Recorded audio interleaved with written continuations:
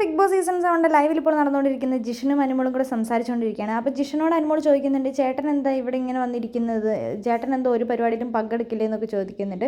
അപ്പോൾ അനുമോളോട് ജിഷൻ പറയുന്നുണ്ട്, നമ്മൾ കഷ്ടപ്പെട്ടിട്ട് നമുക്ക് അതിനുള്ള ഒരു പ്രതിഫലം തരുന്നില്ലെങ്കിൽ പിന്നെ എന്തിനാണ് ഇവിടെ ജോലി ചെയ്തിട്ട് എന്ത് കാര്യം എന്ന് ചോദിക്കുന്നത്. ചേട്ടൻ അപ്പോൾ കിച്ചണിൽ ഇനി കയറില്ലെന്ന് ചോദിക്കുന്നുണ്ട്.